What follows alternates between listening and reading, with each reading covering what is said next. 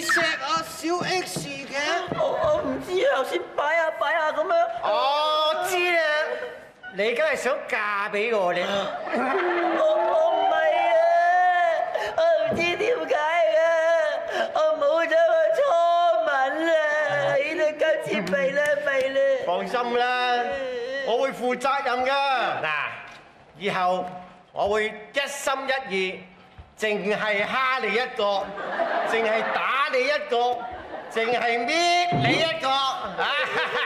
呢個責任，仲有啊，可唔可以卸咗佢？爸爸話咧，結咗婚一定要俾家用嘅，每個月咧，我有5蚊零用錢。咩俾幾多啊？1蚊。啊？覺得滯啊？5毫。唔結婚啦，唔結婚。你夠啦，你唔好再恰佢啦，你又唔好再喊啊！咩事啊其實結婚咧唔單止咁簡單，又唔係淨係靠錫噶。結婚前仲要有一樣嘢好緊要做噶。咩啊？要做咩啊？就係見家長。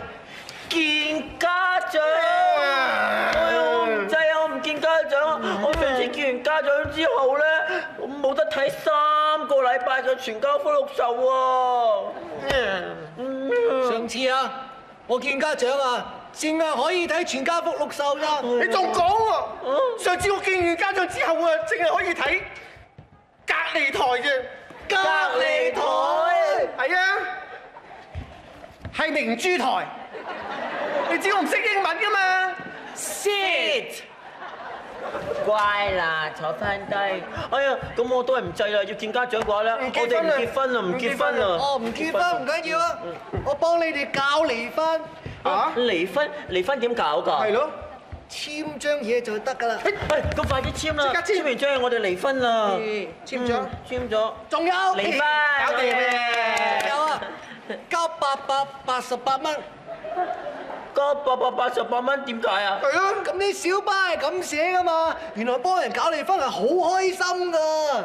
你收人888蚊啊，幫人搞離婚就梗係開心啦。我每個月有5蚊零用錢，咁888蚊我咪要10幾年先至儲夠錢。